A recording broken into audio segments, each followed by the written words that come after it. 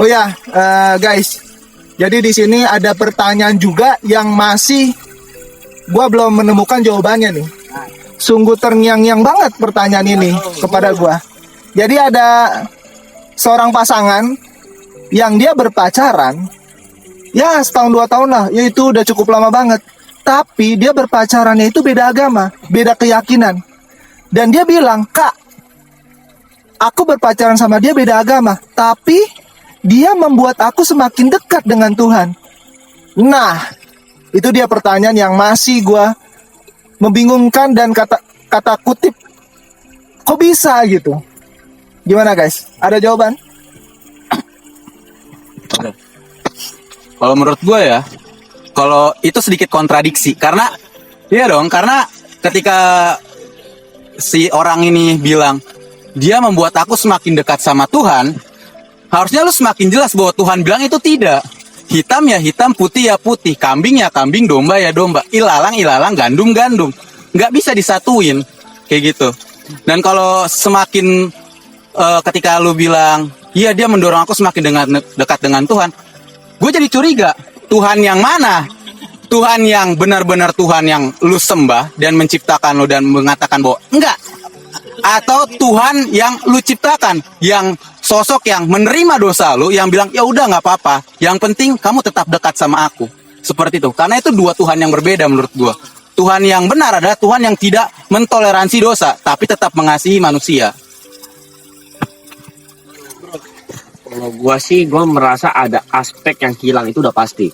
Karena gini, gue rasa ya, namanya di dalam kekristenan ada dua konsep kasih kan. Kasihilah Tuhan Allahmu dan kasihilah sesamamu.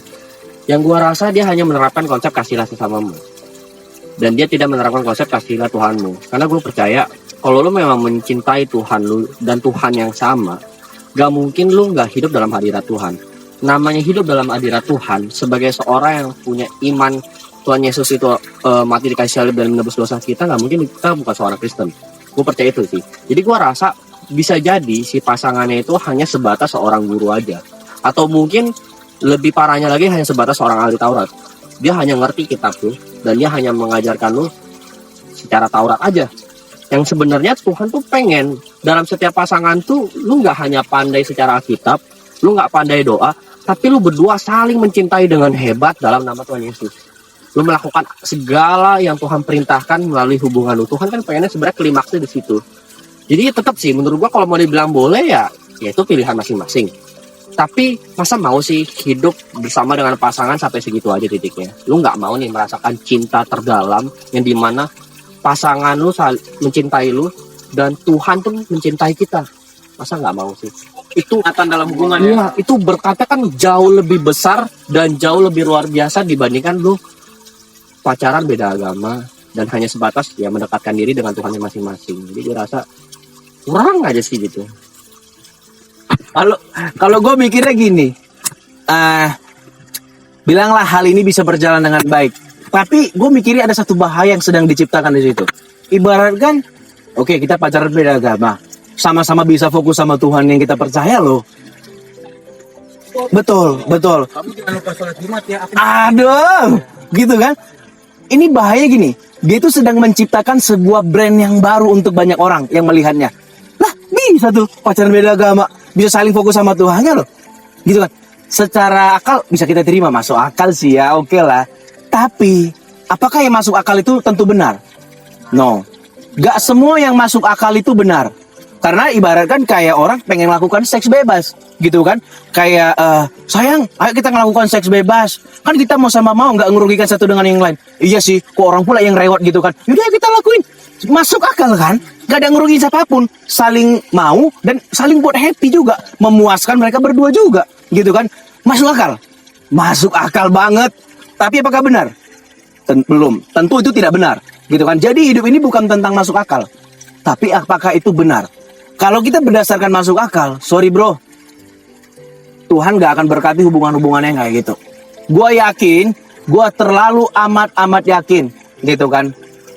Tuhan tuh sayang banget sama orang kayak gitu, ya kan. Pasti ada nanti kegelisahan yang kudus Tuhan ciptakan dalam hati orang itu.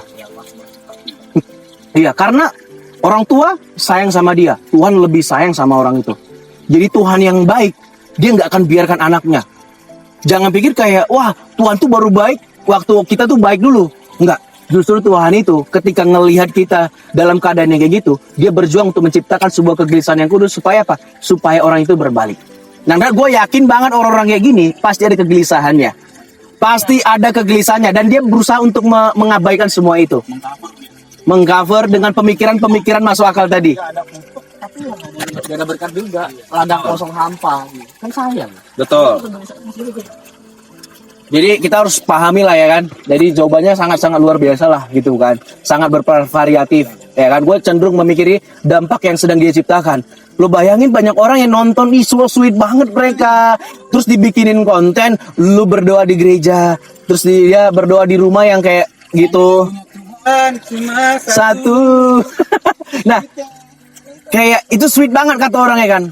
Tapi sorry, kayak menurut Bible sendiri itu kita dilarang. Itu dilarang. Relationship yang benar, kenapa? Karena Tuhan bersiapkan sebuah berkat yang indah untuk pasangan yang seiman. Yang benar tuh bukan tergantung sama logika kita. Ya. Semua tergantung iman. Kalau semuanya harus masuk akal, fungsi iman apa?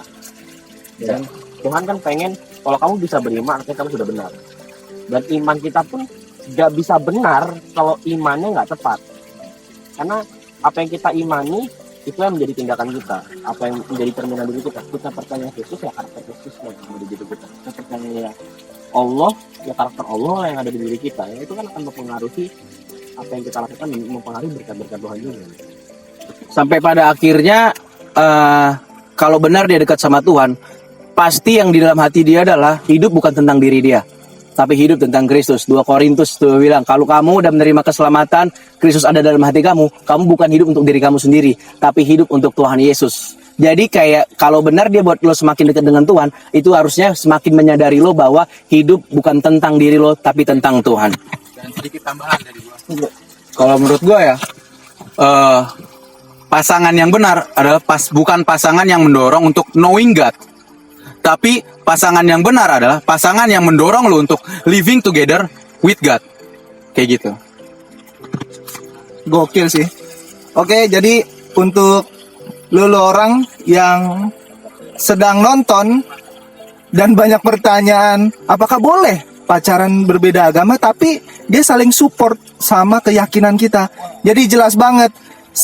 Jadi kita harus punya pasangan itu sama-sama beriman, sepadan, dan takut akan Tuhan. Dan itu akan diberkati, serius.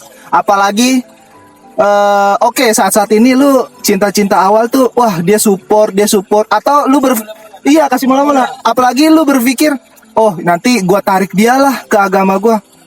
Malah lu yang ketarik gimana? Apakah berkenan di hadapan Tuhan? Dan Tuhan nggak akan memberkati pernikahan lu bro, sis. Jadi ingat ya, untuk cewek cowok yang teman-teman gua yang banyak banget pertanyaan ini yang bikin gua bingung, dan ini udah terjawab banget bro Erik, bro Doardi, dan bro Yohanes. Jadi lu simak, lu renungin, lu berdoa, lu tanya Tuhan, apakah ini pasangan hidupku yang sepadan, yang dari Engkau gitu. Lu berdoa terus, lu imanin gitu. Tapi udah menurut gua, udah dijawab pertanyaan teman-teman gua nih, itu udah nggak layak bro, udah nggak pas, nggak sepadan. Oke, jadi tetap semangat, terus gumuli, doakan sampai lu tahu jawaban apa yang Tuhan mau, dan nanti setelah lu pacaran lu nikah dan lu akan diberkati Tuhan berlimpah-limpah. Thank you.